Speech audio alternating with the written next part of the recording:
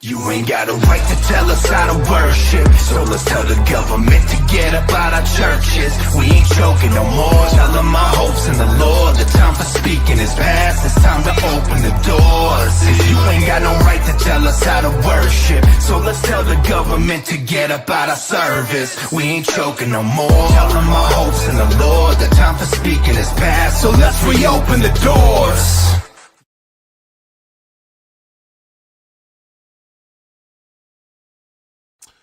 Guys, what is up? Obviously, I have to wait a few minutes and start watching the numbers roll in, but I hope... Sorry. Something's in my throat. But I have faith that you're there watching, all four of you. So thank you. My mic is out of whack. We're flying by the seat of our pants today. And, I mean, that's just what this really is, isn't it? It's always just flying by the seat of our pants because I just hit live stream on a website and then I talk at you and people watch it, which is kind of just a weird thing in general. But guys, a lot has been going on. Justin Trudeau backpedaled on his Emergency Use Act, and Russia is invading the Ukraine. So I feel like that's basically the two big things that we need to talk about, right? Now, I would say there are a lot of theories as to why Justin Trudeau is no longer doing his emergency powers. Now, we're going to watch him talk about what he said shortly. But first, I just want to remind you guys, if you can, to my 6 viewers, could you please like this video, share this video on your Facebook pages. If you're on YouTube, just like the video. If you are on Twitter, retweet it. I mean, no one's on Twitter for me, but retweet it if that's how you're watching this. Please follow me on Instagram at Bro Here's the Thing. And Twitter is at Devastator48. Sorry, I lost my train of thought there for a second. Guys, we're going to get right to Justin, and I know it's tough. I don't want to watch it either, but it is what it is. Here, I'll make him small. He's floating on the screen over here. And that will ease us into it. So guys, like, comment, share, please. And today, after careful consideration, we're ready to confirm that the situation is no longer an emergency. Therefore, the federal government will be ending the use of the Emergencies Act. We are confident that existing laws and bylaws are now sufficient to keep people safe. I am really, really hoping that our truckers, our tough, durable truckers, will put this to the test, and that they will go back now and see what he does. See if he brings them back. See if he brings back the emergency powers again. I dare him. Because it was so politically disadvantageous.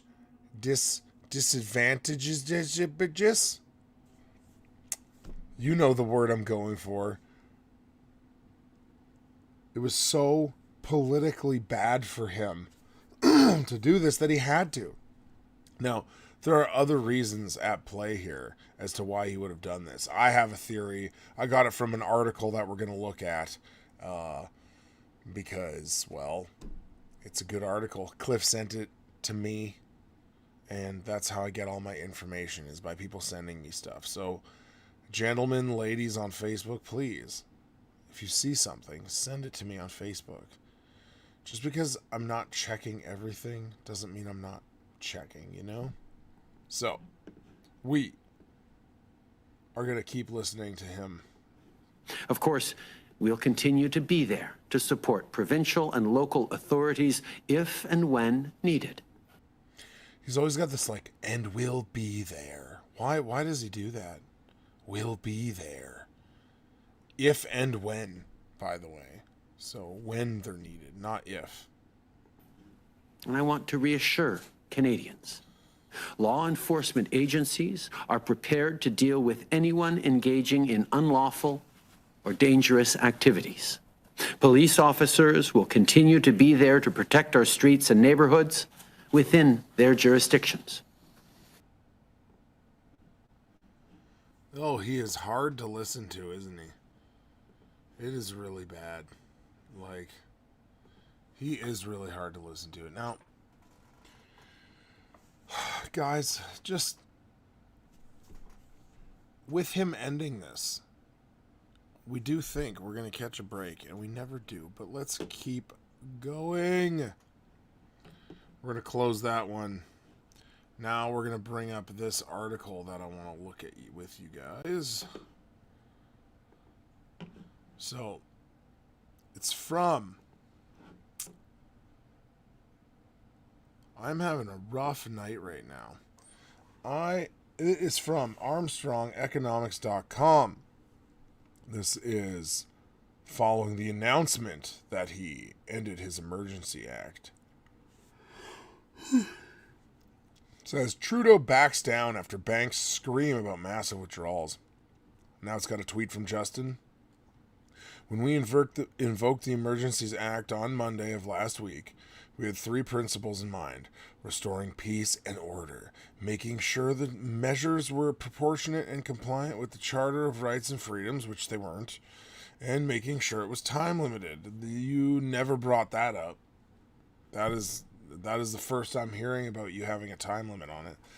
Today, after careful consideration, we're ending the use of the Emergencies Act.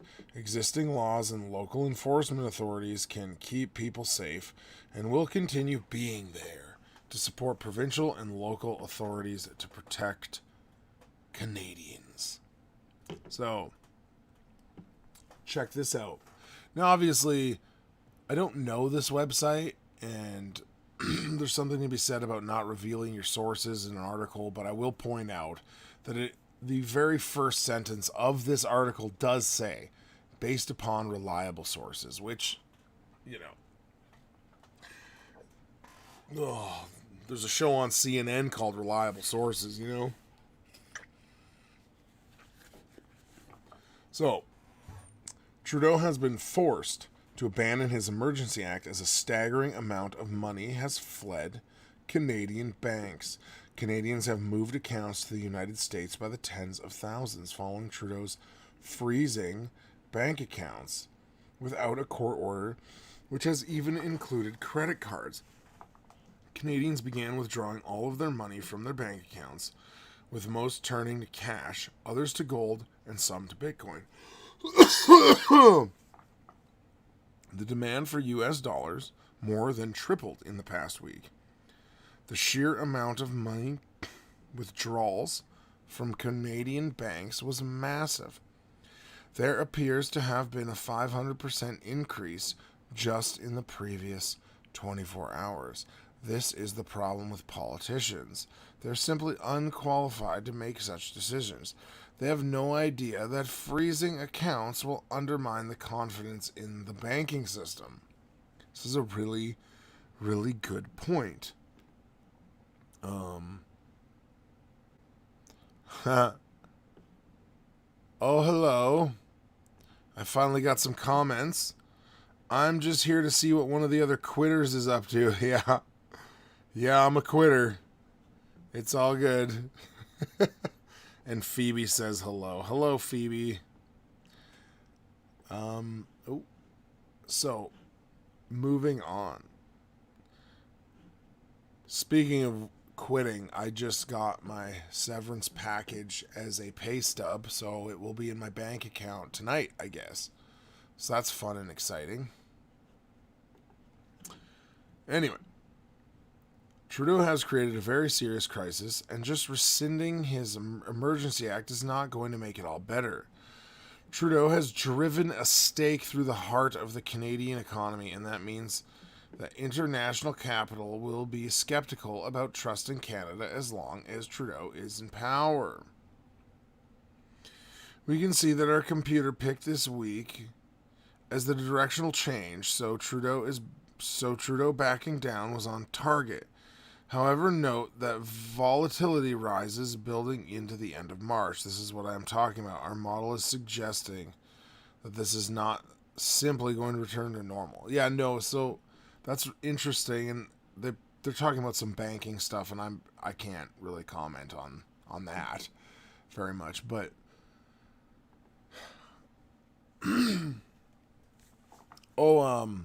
I'm going to put the comment up. Derek says to me, I'm not judging, I'm going to take my severance too. Well, yeah, I mean, now we all kind of have to anyway, right? But it is what it is, man. Life goes on, you know. We can't just sit around waiting for them to change their minds, because they're not going to change their minds. They're not. It's over. The CEO of ATCO is not going to change her mind. She wants a completely vaccinated workforce, and she would take it wherever she needs to go to get it done. She would go the distance in anything.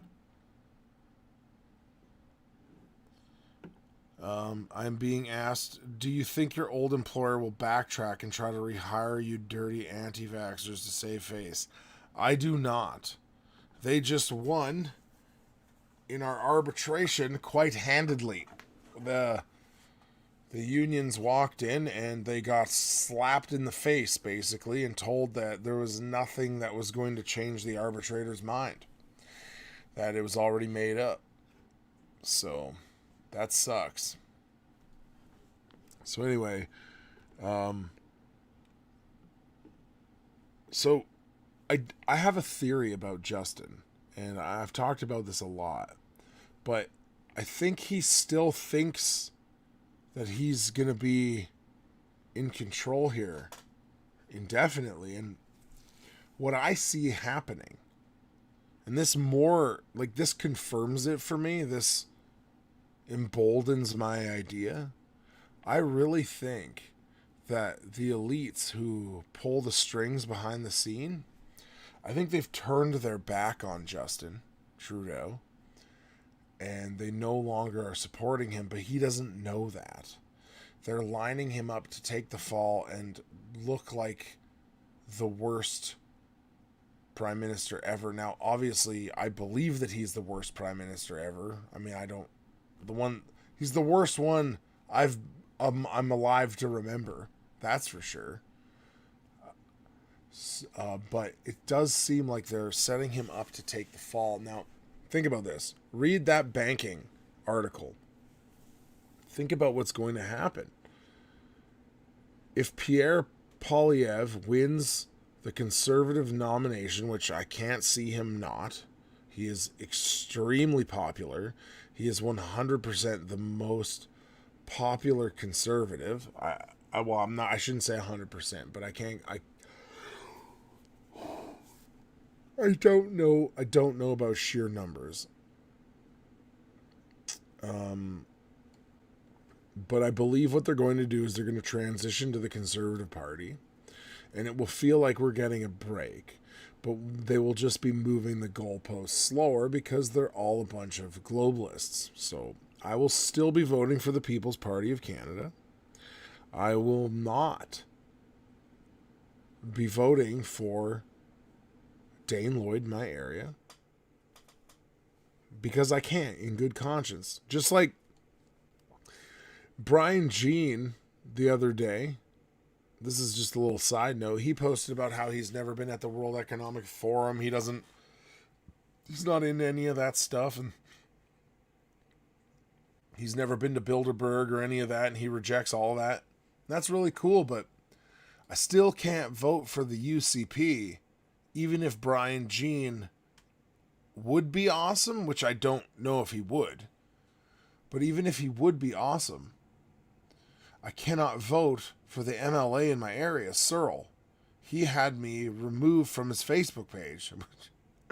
Look, I'm not gonna say I wasn't provocative on there, but I just think it's a little, a little aggressive to get rid of one of your constituents.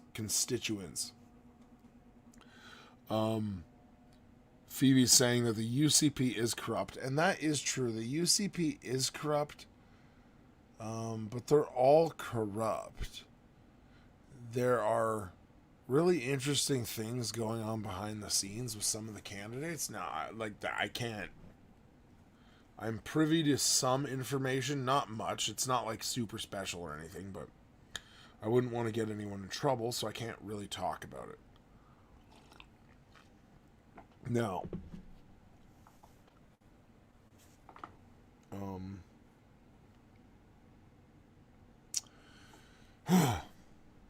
having a rough night with just staying on track. But yeah, the theory is that they're gonna put in Pierre Poilievre, and then they're gonna let Justin look like the worst guy ever. That's the plan, in my opinion. Now, I've got some stuff about the Russian invasion. We're just going to watch the 5 from Fox because it gives a really good rundown of what happened. So let's bring that bad boy out. Do we want to make it... Yeah, we'll go like that, I think, for now. Less chance of the algorithms picking it up. Anyway, let's see what they have to say.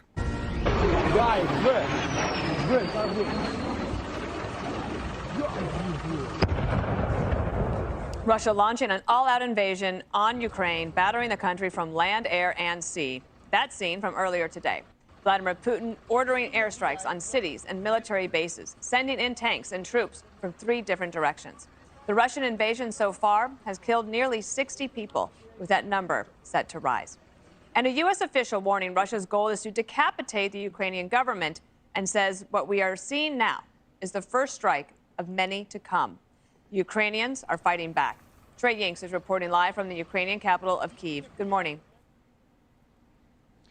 Dana, good afternoon. The Russian offensive against Ukraine continues at this hour. We are seeing reports of renewed fighting and clashes in a number of different locations. Today, just outside the capital of Kyiv, there was a back and forth between Russian and Ukrainian forces. The Russians brought in attack helicopters taking over a strategic airfield. We are learning this evening, according to the Ukrainian Ministry of Defense, that airfield has been recaptured by Ukrainian forces. That was not the case in other parts of the country, including the north, where in the Chernobyl region, Russian troops crossed over from Belarus and they were able to advance against Ukrainian forces and take over that position. In the eastern part of the country, there is still fighting, but it is in different pockets across the Donetsk and Luhansk regions. These are the separatist-controlled areas of eastern Ukraine that were used as part of this offensive as President Putin ordered an invasion across the entire country. And then in the south, Russian forces worked their way up through. Now, we've got a comment in the chat, and I'm going to read it for the listening audience. It says, I'm not going to lie. I'm confused as to what's going on with Russia and Ukraine. Is this another distraction? Yes, a bad one, but there seems to be more to this than what MSM reports. I have no trust in anything. I mean, listen, of course it's more than what MSM reports. It has to be. Now, can I be honest with you? My take on the Russia invasion, I didn't think it was ever going to actually happen. Not because I don't think Putin's capable of it, but because I just thought that it was actually nonsense to distract us, to give us all an enemy to fight. I didn't actually think that Russia was going to invade the Ukraine anytime soon. It just seemed like something that everyone was warning about that wasn't real. And keep in mind, the Ukraine has a pretty rough political structure there as well. There are no good guys in this. Russia's not the good guy. The Ukraine's not the good guy. Canada helping one side or the other isn't the good guy. The U.S. helping one side or the other isn't a good guy. So it's all contrived, in my opinion. And yeah, don't cheer for anybody. You know, that's what I would say. Not a big fan. Anyway, let's carry on. Crimea, trying to make basically what will look like a land bridge so that they can hit the capital of Kiev from a number of different angles if they do indeed launch that larger invasion to try to basically take the capital and make sure that it does not have any support from the other Ukrainian troops who are still operating within the country. Dana? Trey, we have some questions for you, and we know you've been working all day under very trying conditions, so we thank you for being with us on the 5. I'll kick it over to Jesse Waters first. Hey, Trey, the vibe right now in the Capitol, it's got to be like being at the Alamo. You know you're going to be surrounded and you're outnumbered. What are people thinking? How are they feeling? Do people regret not leaving soon enough? Take us through it. We learned today from the Interior Minister that more than 10,000 weapons were given out to civilians who have pledged to stay here and fight. There's a real understanding that if these Russian forces are able to choke off the Ukrainian capital as they are suspected. Here's a good one. I saw glimpses of Putin supposedly stating that he told the World Economic Forum and the one world government to get lost. So if that is true, the U.S., Canada, UN may use this as an opportunity to take Putin out and put in a puppet. Now, that is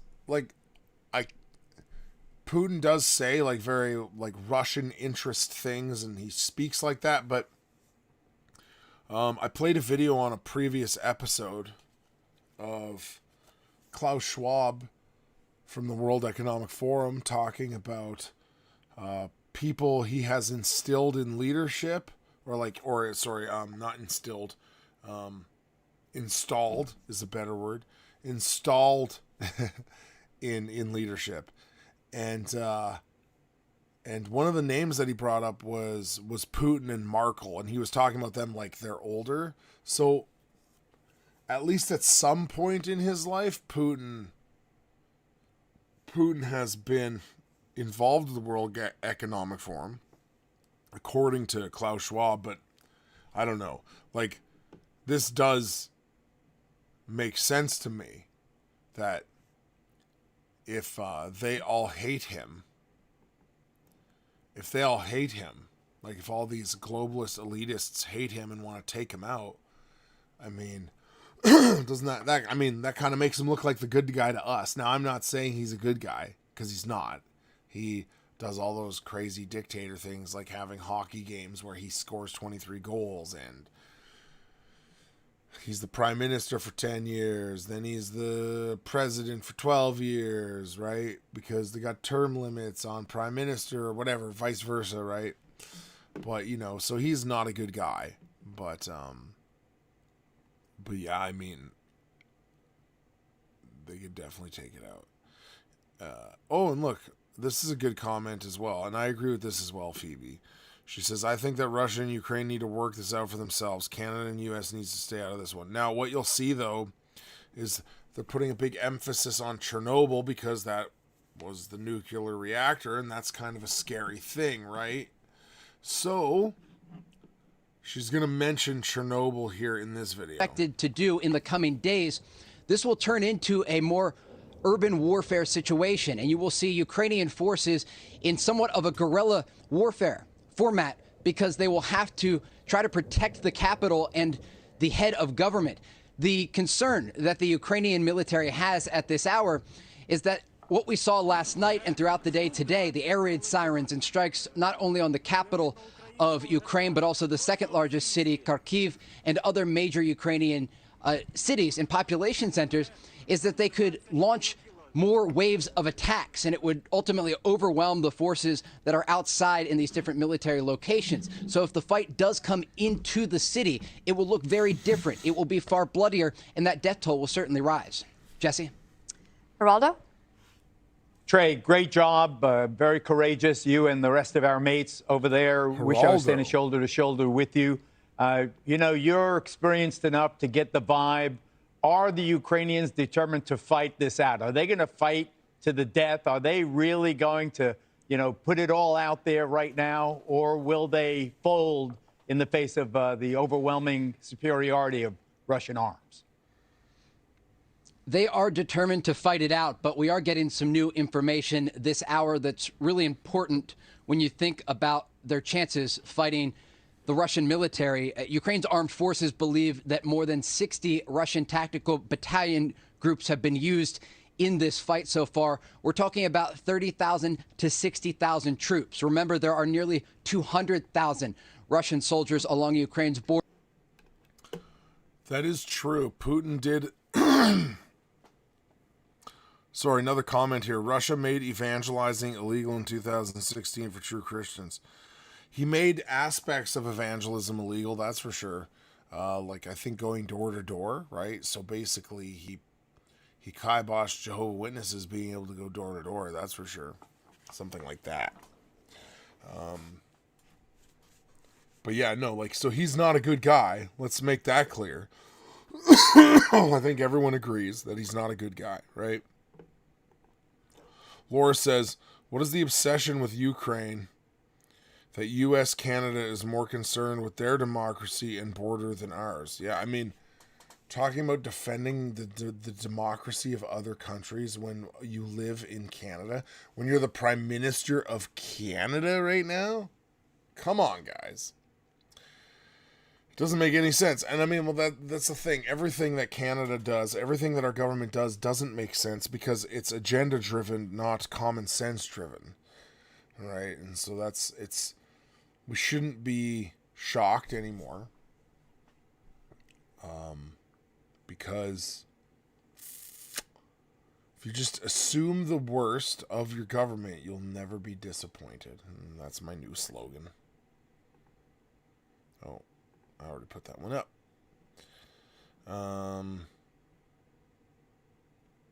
Yeah, that's a good point. She says, Laura says, we saw militarized police beat and trample Canadian citizens, but NATO says nothing. Well, yeah, that's because it's Canada. And Phoebe says, Trump had Putin on a short leash and Biden went and screwed it up by removing the sanctions. Stupid, stupid man. So, keep in mind, Biden not actually making any decisions behind the scenes. 2, the people that did it are not stupid, it's deliberate, right? Think about it as like a grand orchestra, that they're trying to make everything fall into place. Now, keep that in mind, there have been some hiccups for these people, a lot. I think they underestimate things, and they don't account for things like the trucker convoy and stuff like that. But they are running a pretty well-oiled machine. So there you go.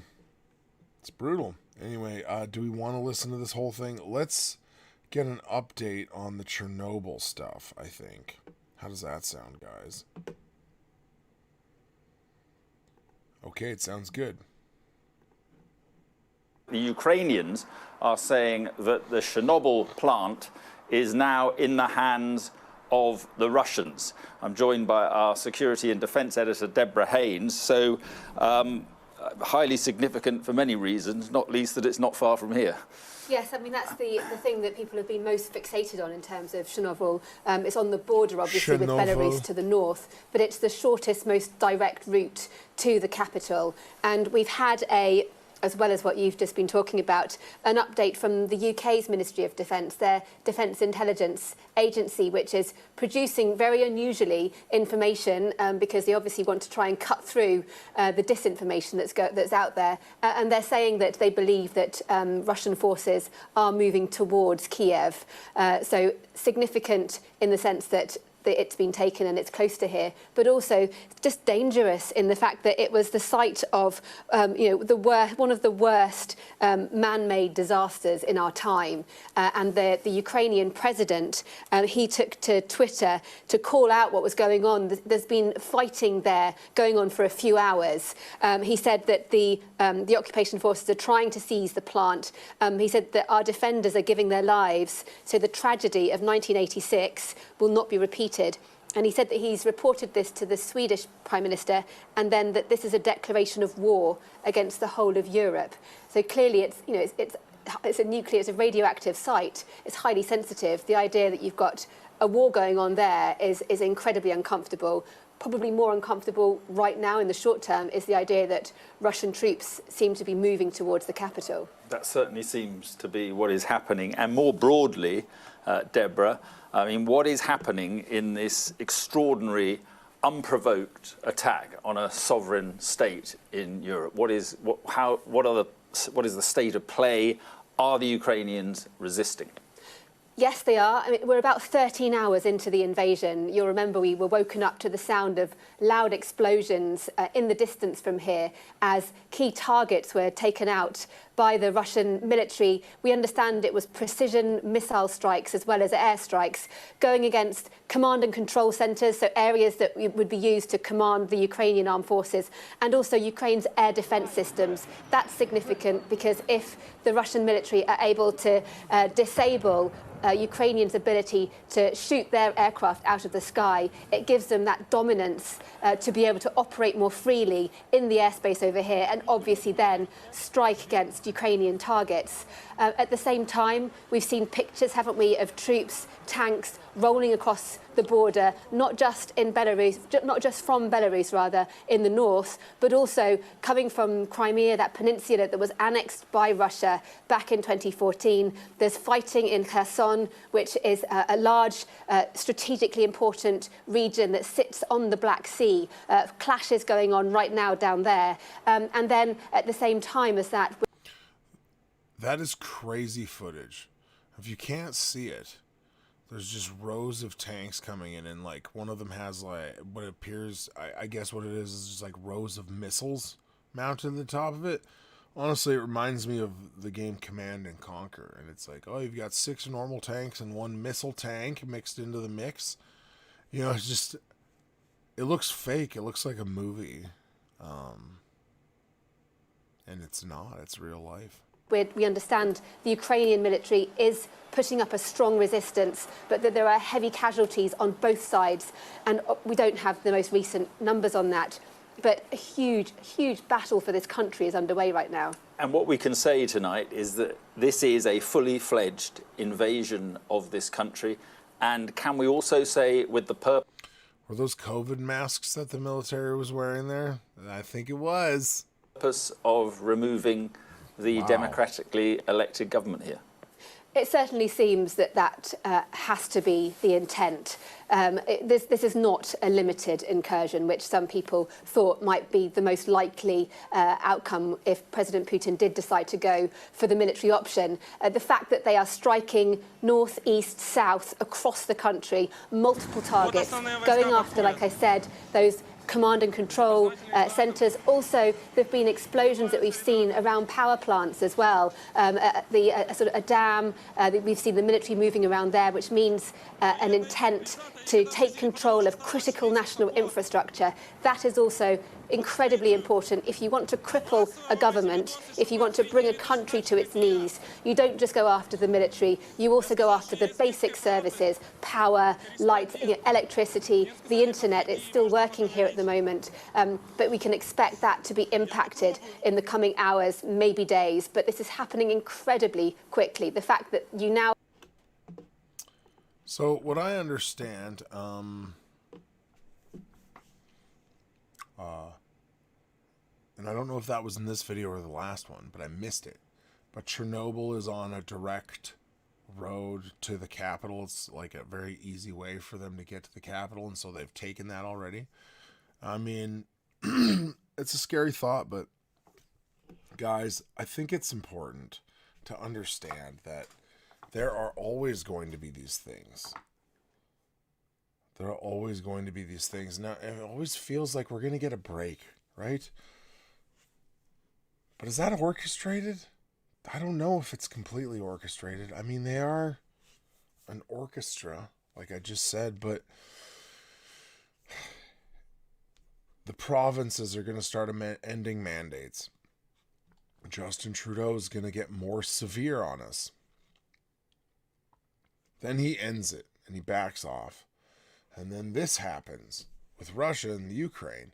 And now all our countries are going to start sticking their business in, you know? And that's a worrisome thing. Anthony is in the comments. Hey, Anthony. He says the Ukraine is abundant in resources and allows for strategic positioning of Russia's military. Oh, okay, so someone was asking what they have to gain by getting the Ukraine. That's what Anthony says. So thanks, Anthony. That's helpful. I imagine that's true. So guys, though, I think it's important to just understand that there is always going to be uncertainty in this world. There's always going to be some new problem coming up. The way that we fight this stuff, yes, the convoy was amazing. It was. It's an amazing thing. It's a global movement. Canada started it. It's amazing. It gets me excited. But, you know, my wife said something. Someone asked her, well, what do we do now? The other day in regard to something to do with this. Like, what are we supposed to do? It's a disaster, right? They're going to shut us down. What's the next step? And my wife's response was, I am going to work in my home, raise my children, try and make disciples of the children, and carry on every day. And that is what we're called to do. Yes, these big things are amazing, but fundamentally, the first thing that we're supposed to do is keep living the way we're supposed to as believers. Now, if we are believers, right? There are people that watch this that aren't Christians, and I understand that. But I am a Christian. This is a Christian podcast, and that's just how it is. So I'm going to read a psalm today that I read this morning for my daily Bible reading plan. And I think we just need to take a minute to think prayerfully, praise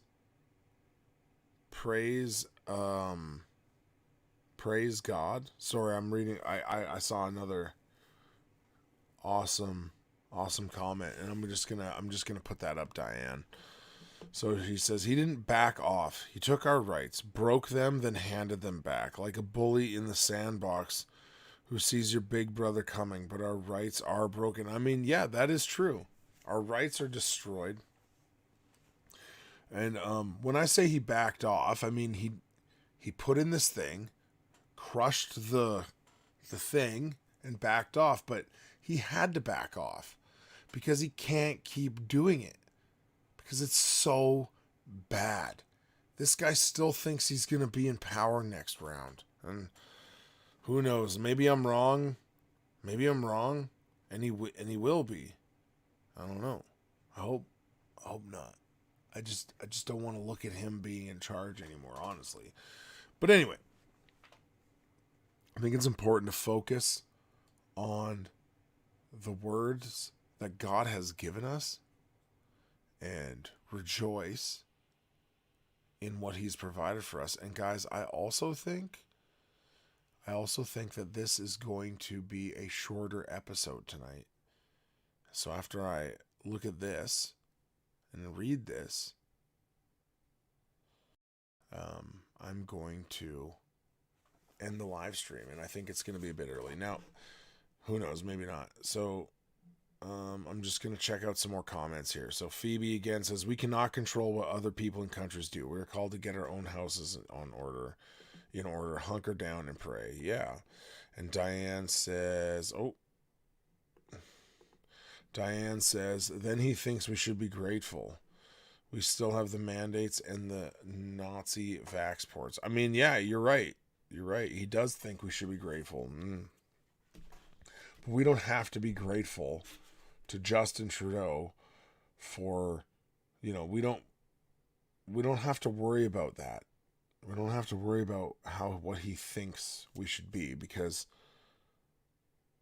we have something better. We have something sure compared to him. We have something good compared to him. And I am just grateful that that I can still own this Bible in this country, and that I can still read it, and that there's still Bible-believing Christians everywhere in this country. And you know what? If they bring on the pain and the suffering, so be it. I'm ready. I mean, I'm not, but I think I am. I hope I am, So anyway, guys, I am going to read this. One more thing, something interesting, if you guys want to look it up. Scott Kemp in the comments posted Ukrainian Christians singing today. Go check that out if you want. Let me know what you think. I didn't watch it. It's just in my comments on Facebook. So I'm going to read Psalm 93 from the LSB. So it says Yahweh instead of Lord. Starts like this. It is good to give thanks to Yahweh and to sing praises to your name, O Most High, to declare your loving kindness in the morning and your faithfulness by night, with the 10-stringed lute and with the harp, with resounding music upon the lyre. For you, O Yahweh, have made me glad by what you have done. I will sing for joy at the works of your hands. So I would just point out that there's people that don't think you can use musical instruments in worship, and there you do. There you go. You have stringed instruments being used in worship right there. So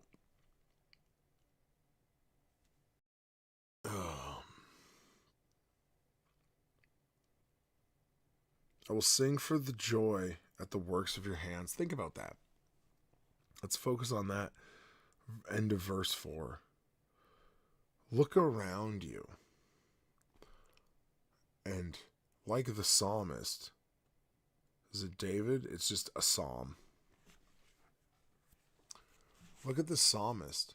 He looks around and he praises God. He sings for joy because of all the work of God's hands. I don't feel like that almost ever. The creation in of itself is amazing. You hear the analogy that, you're like a creator. A sandwich. You can make a sandwich. You've created a sandwich, but you didn't create anything. One, you probably didn't make the bread, but two, you didn't even make the stuff that makes the bread. You had almost nothing to do with making the sandwich. God created all of those things that go into that. God creates everything. We look at beautiful pieces of art, even looking at like an expensive musical instrument made of wood, and they're beautiful, they sound beautiful, all that. But humans could never make something beautiful like a grand piano without God first growing miraculously all those things out of the ground for us to use. So I'll go on. How great are your works, O Yahweh! Your thoughts are very deep. A senseless man does not know, and a fool does not understand this, that when the wicked flourished like grass, and all the workers of iniquity blossomed, it was only that they might be destroyed forevermore.